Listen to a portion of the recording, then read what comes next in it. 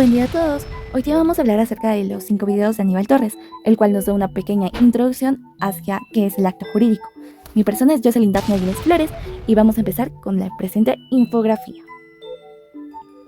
Dentro del video número 1, el autor o el orador nos da una pequeña introducción acerca de que la educación jurídica debe centrarse en la aplicación de principios jurídicos a situaciones del mundo real y la resolución de problemas. Lamenta el mal estado de la enseñanza del derecho en el Perú, atribuyéndola a la incompetencia y la corrupción del sistema jurídico. Critica la tendencia de memorizar definiciones jurídicas sin llegar a entender las implicaciones o las prácticas que necesitan estas. Los argumentos, las decisiones jurídicas deben basarse en hechos, pruebas y obviamente las normas. También critica la inclusión de información irrelevante o ajena en procedimientos judiciales e insta a los jóvenes estudiantes de derecho a tomar muy en serio esta formación, a defender los principios de justicia e integridad y los anima a desafiar la corrupción y la incompetencia dentro de nuestro sistema jurídico. Después de esto nos define ¿qué es el derecho? Según el orador, define que el derecho es un conjunto de hechos, pruebas o normas jurídicas. El derecho como la regulación de las relaciones sociales y da ejemplos, como por ejemplo las relaciones entre miembros de la familia, los contratos o los delitos. Luego define los hechos humanos y su regulación en el derecho. El orador clasifica en dos grupos, ya sean voluntarios o involuntarios, siendo fundamentales para la responsabilidad jurídica. Un acto ilícito es aquel que contraviene las normas, el orden público o las buenas costumbres. De la misma manera habla que los actos jurídicos requieren una manifestación de voluntad para llegar a ser válidos. Luego pasamos con el video número 2, el cual nos da la definición de la responsabilidad civil, que en sí se trata de estar obligado a indemnizar los daños causados a otra persona por actos lícitos o ilícitos. Dentro de esto nos da dos definiciones, ya sea la responsabilidad civil contractual o la responsabilidad civil extracontractual. La responsabilidad civil contractual surge por el incumplimiento de una obligación por parte del deudor. En cambio, la responsabilidad civil extracontractual surge por la violación del deber general de no causar daño a otro. En sí, no existe una obligación preexistente dentro de esta, sino que la obligación nace desde el momento en el que se produce el daño. Luego nos habla acerca de la responsabilidad subjetiva o la responsabilidad objetiva. La responsabilidad contractual generalmente es subjetiva, ya que se basa en la culpa, pero excepcionalmente puede ser objetiva. En sí, la responsabilidad extracontractual puede llegar a ser subjetiva, ya que se basa en la culpa, u objetiva, ya que también se puede llegar a basar en el riesgo. Después de esto vamos a pasar con el resumen del video número 3, el cual nos habla de los requisitos de validez para el acto jurídico.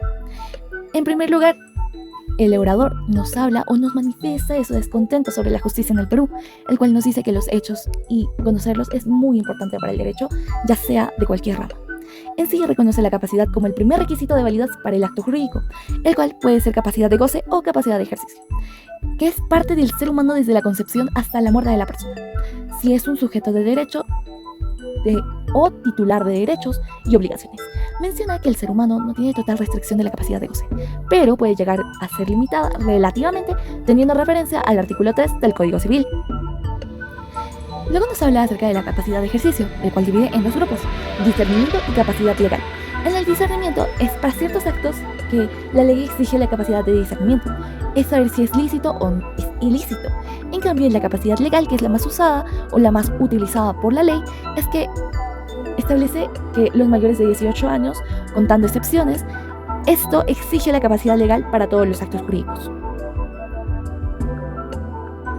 Pasamos al video número 4, el cual nos habla de la incapacidad. Menciona que la incapacidad puede llegar a ser relativa, ya que todos los actos jurídicos realizados son especificados en el artículo 44 del Código Civil, los cuales se pueden llegar a declarar nulos o inválidos. Por ejemplo, las personas que son toxicómanos, ebrios habituales, los pródigos, por ejemplo, las personas que se encuentran en estado de coma, no pueden realizar actos jurídicos, ya que se pueden llegar a declarar nulos o inválidos.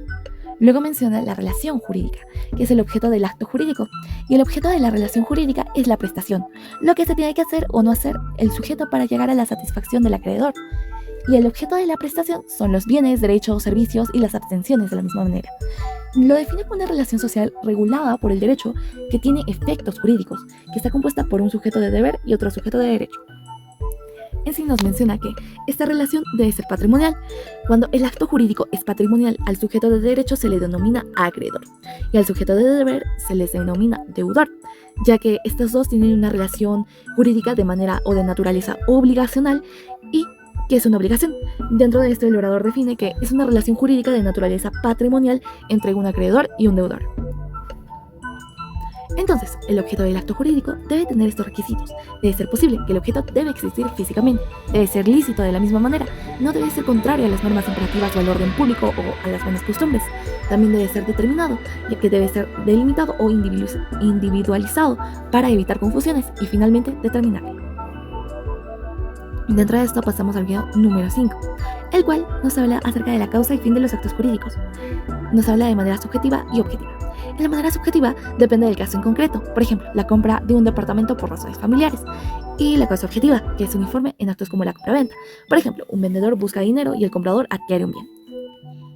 Luego pasamos acerca de la importancia de los contratos en la exigibilidad de los derechos. En sí, para exigir la entrega de un bien jurídico, por ejemplo, un televisor, debe haber un contrato. Existen formas solemnes cuya omisión genera nulidad y formas probatorias, usadas como prueba. Luego nos fundamenta que la inscripción es bastante importante para la validez de ciertos actos, como por ejemplo las hipotecas. Dentro de esto también menciona las formalidades de los actos jurídicos. Por ejemplo, la estructura pública es esencial en donaciones, pero no en compraventas. En sí, es importante distinguir entre documento y acto jurídico. Un documento puede ser nulo, pero el acto jurídico puede ser válido. La falta de inscripción puede hacer que un acto jurídico sea ineficaz o nulo. Aquí se habla de la nulidad e ineficacia de los actos jurídicos.